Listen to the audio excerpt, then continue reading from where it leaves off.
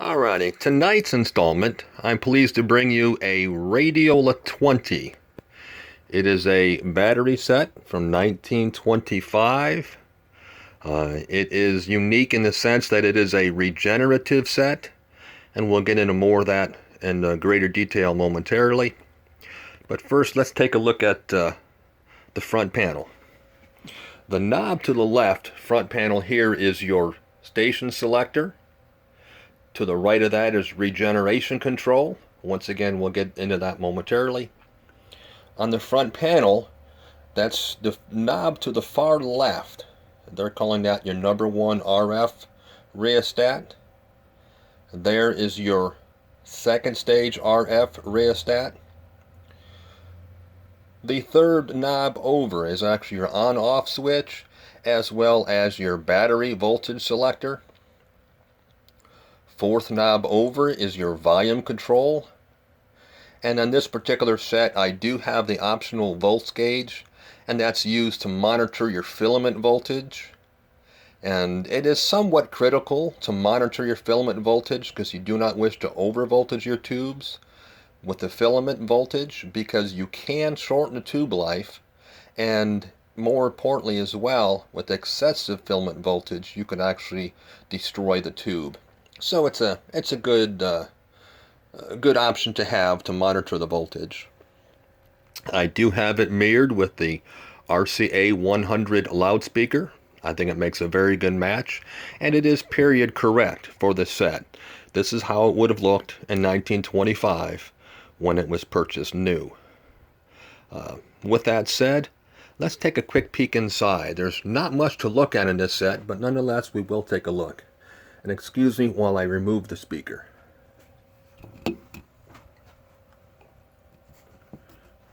Now the lid does hinge up in the rear, and you will see the identification tag identifying this as a Radiola 20.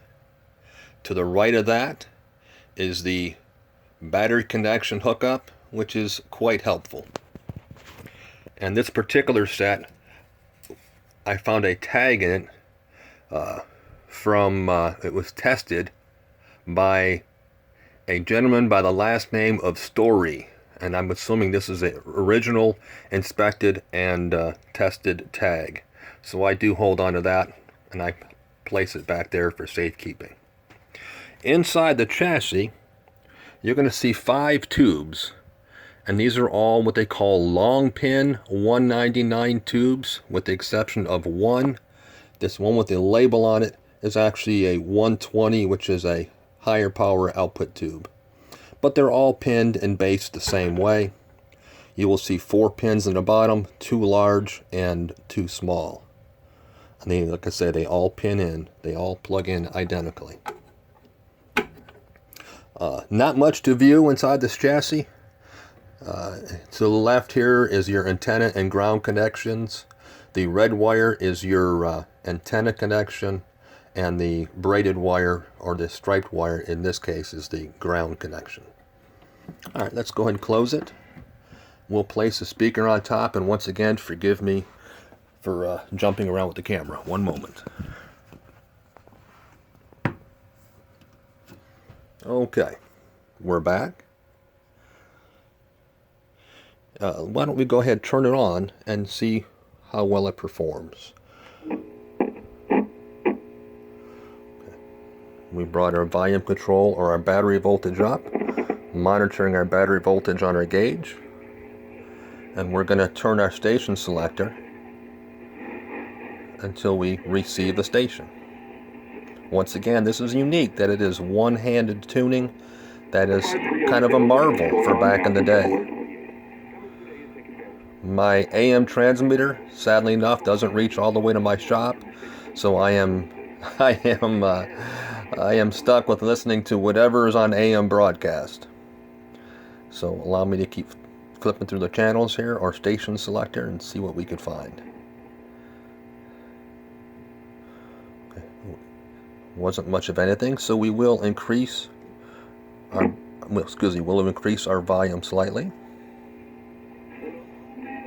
There we go. Now we're starting to release. Okay. Usual here is that most family caregivers don't see themselves as caregivers at all, but simply as daughters. That is a very strong local station, as you can hear. And I have my regeneration turned all the way down because it's not necessary on strong local stations.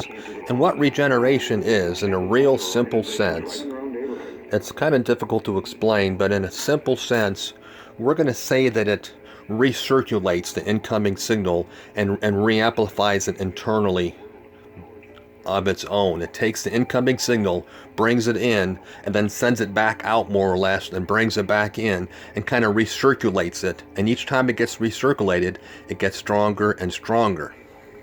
But the problem with regeneration is you can only do that recirculation, that boosting, so much before the set goes into what's called oscillation.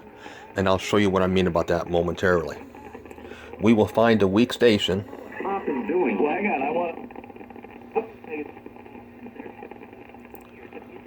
Okay, there's a weak station. We're going to turn up the regeneration. Now you can hear it, I'm assuming, but we're going to bring this regeneration up. And you will hear that the station will get louder. And it's slowly getting louder as I push this knob. Now there, it is certainly, it is at a very good listening level there. But watch what happens if I go too far. Hear that squealing and screeching? That is what happens when you turn the regeneration up on a regenerative set too far. Regeneration is fantastic. It was a very, very big step forward. It allowed for the set to pick up stations from a far greater distance than previously on a small number of tubes. But like I say, you have to watch exactly where you place it. Well, anyway, with that said, this is a Radiola 20. Hope you enjoyed. And as always, thanks for watching. Until next time.